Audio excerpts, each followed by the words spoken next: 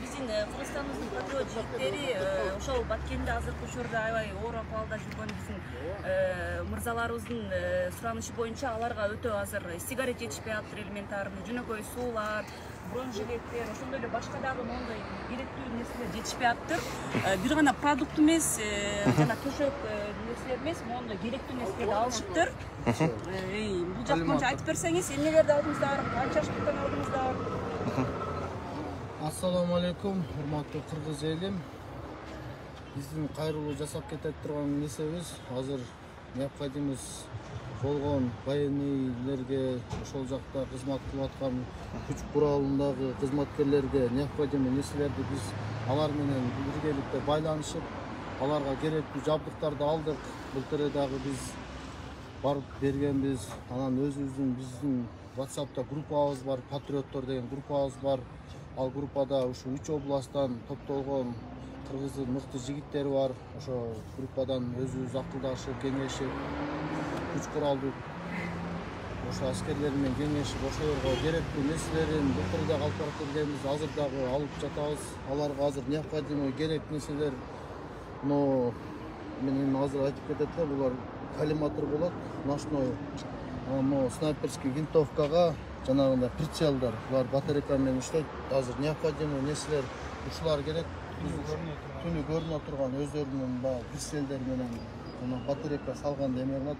Ушуларды биз ошол жердеги головнойго беребиз. Головнойдо кызмат өтүп аткан солдаттарга, анан бөрүнүн балдарына беребиз. Биз азыр ушудан 20 штук алдык. 20 штук алдык. Ушу группадагы жамаат менен биргеликте каржылап, өзүбүз акча чогултуп 20 штук алдык. Разная жилетка дегендер бар. Булар солдаттарга необходимо керексе, бул жанагы автоматтын магазиндерин ушул жака салып эме болушат экен. Көптөгөн солдаттарда бул нерсе жок экен. Бул нерсе ошол жерде офицерлерге берилет. Жанагы приборлорго батарейка, ночной приборлор, коллиматорлоргачы, эме прицелдерге. Андан тышкары биз азыр Кадам жайдан өзүбүздүн группабыздагы бир досубуз бир дрон алып күтүп отурат. Биз жолдо кетип атканда ошол дронду алып кетебиз. Дагы дополнительно 200 блок сигарет алдык. Необходимый нерселер ушул экен. Ал жактагылар менен байланышсак, мындай кырдаалда тамак дагы өтпөйт экен. Мен азыр эфирден пайдаланып айтып кетет элем, ошо демирчи топторго сиздерге ушу продуктудан алдын ала биздин аскерлерге продукт эмес, ушу сигарет, ушуга окшогон нерселерди алып берсеңиздер, ушул нерсе керек экен.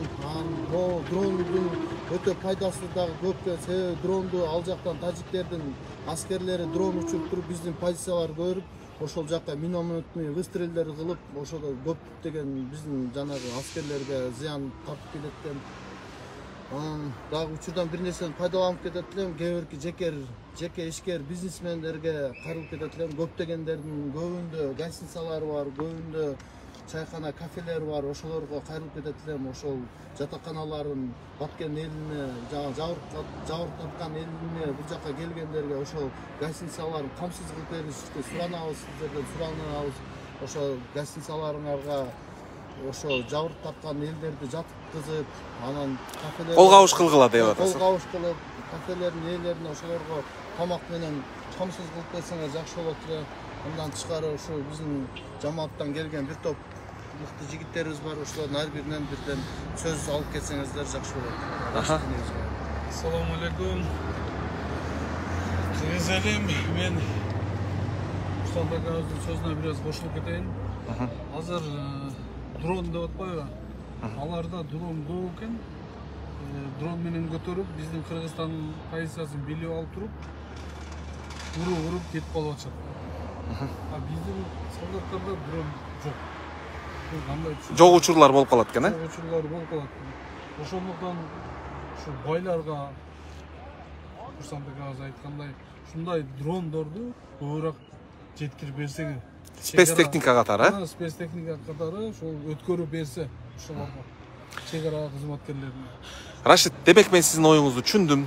Мен кичине сөзүңүзгө баягы бул жигит, эр жигит эл четинде жоо бетинде демекчи, бул жигит баягы сүрдөп же эфирге биринчи чыгып оюн толук түшүндүрө албай калышы мүмкүн. Мен буга чейин мага айтып берди эле. Эми продукта, төшөк, кум шекер, первый необходимосттер жетти. Аны дагы эптеп турсак болот. Бирок азыр кыргыз эли үчүн солдаттардын боевой состояниясы керек.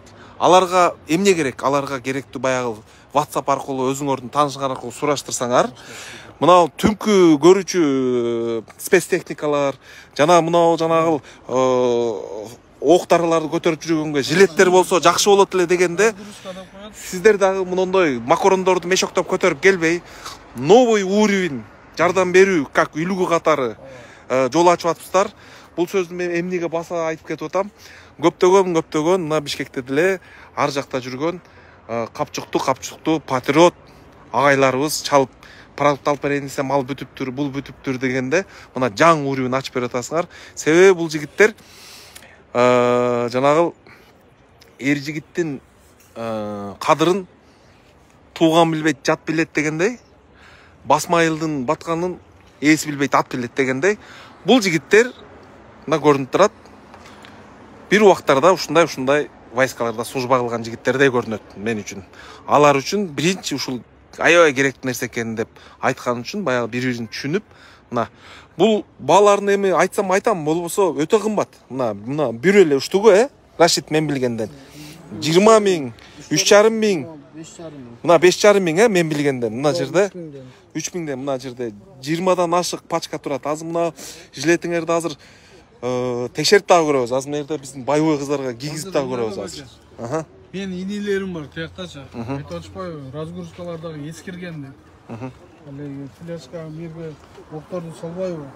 Чуркап, катура чуркасак мына жерден түшүп кетип атат дейт.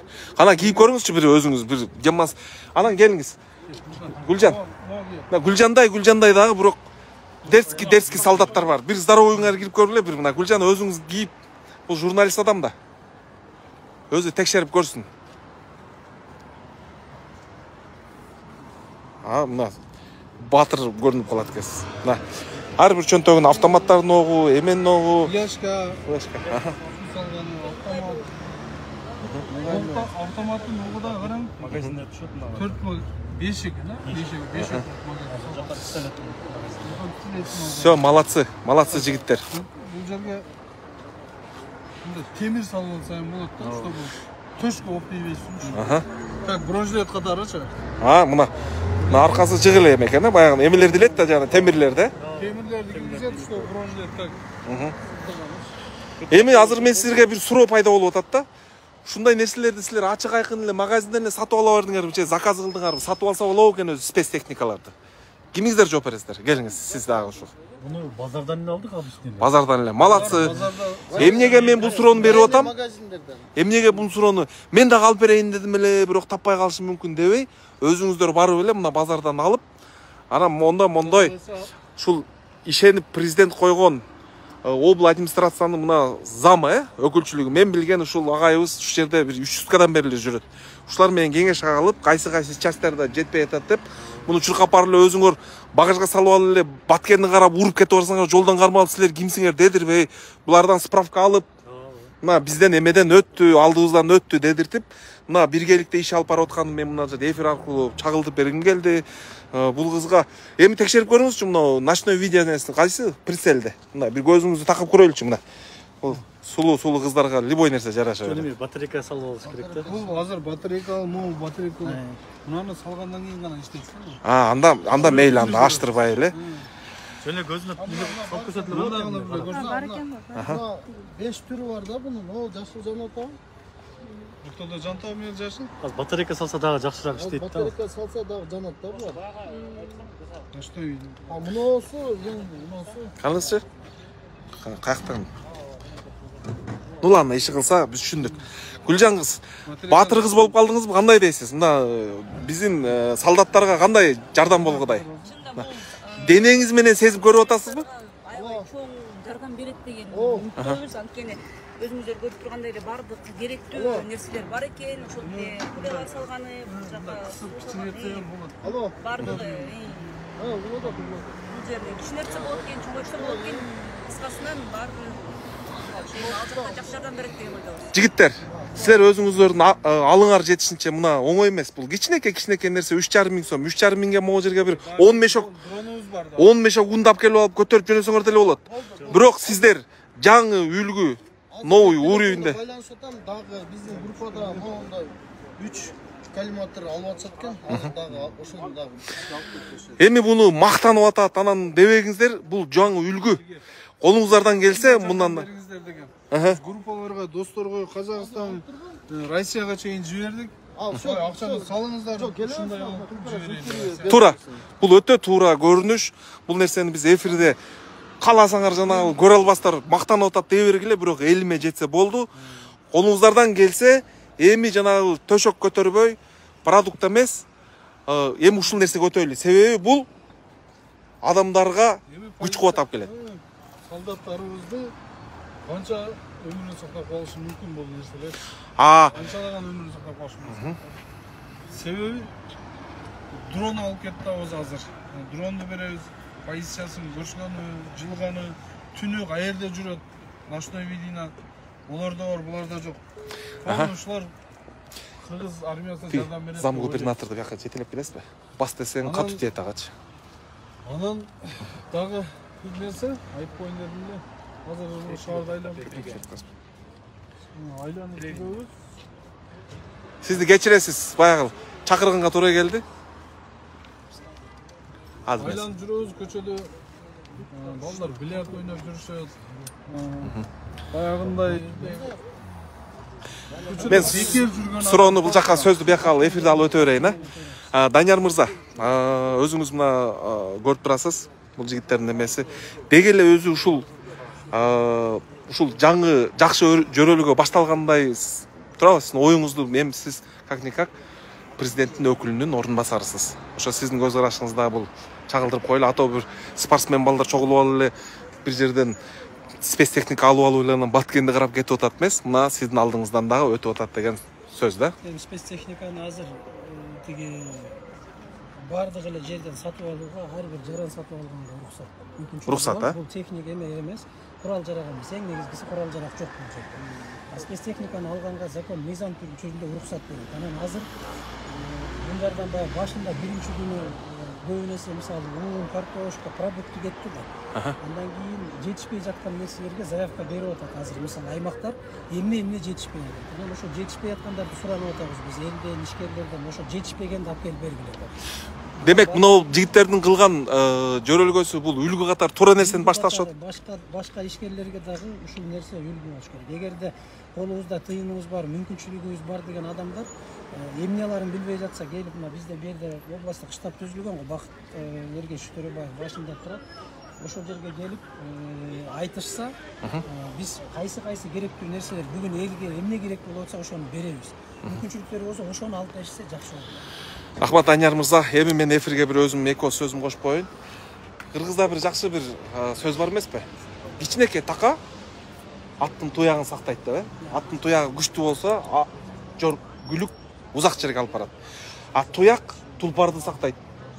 Тулпар эр жигитти сактайт, эр жигит элди сактайт дегендей, бул жигиттердин дагы мынау азыркы кылып аткан нерсеси, мынау элементарный бранжелет дейбиз, элементарный ушул нерсе бир жокерибизди сактайт туурабы? Бир жокерибиз кыргыз элин сактайт. Мына ушундай сөздү кошуп кетким келди. Негизинен ушул кийинки жардамдарыбыз ушул уровеньге өтсө жакшы болот эле. Спецтехника, колубуздан келген нерсе, основном жанагы той дегендечи, закыстарды тарткан дронщиктердин мүмкүн кызмат кылып береттир ошол жерге барбы? Эл үчүн дагы. Эл тараптан эмне жардам кылам деген жаран болсо, эшик ачык болгону өз алдынча кетпеш керек. Алар сөз жок келип, мына областтарда, райондордо штабтар түзүлгөн, ошол штабтарга кайрылып, ошол жерде катталып, анан кийин тигил жака жардам алып кетсе, бүт бардыгы ошондо бир жерде катталган болот. Данияр мырза, эми сиз бийликтин өкүлүсүз. Мен эми элмин да, мен азыр эшериштен бир суроо бергим келип атат да. Кече эфир кылсам, бирөөлөр жазыптыр да. Бул бийликтеги отургандар өздөрү жардам бере алабы же элдикин алып эле элге бере береби деп. Сиз мына мамлекет тарабынан дагы кандай бир уюштуруу иштерди аябай чөткө уюштуруп атасыздар. Сын пикир айта албайбыз. Элден чогулган эле акчаны апарып жеткизип бермейби же мүмкүн өзүңүздөрдөн дагы мамлекет тарабынан дагы бир жардамдар болуп атабы? Бул жерде гуманитардык жардам бир эле тараптуу эл тараптан болгон жок. Мына эл тараптан болуп аткан жардамга атайын штаб ачылды да. Ошол штабка эл гуманитардык жардамды алып келип өткөзүп атат. Ал жерге атайын группалар бөлүнгөн.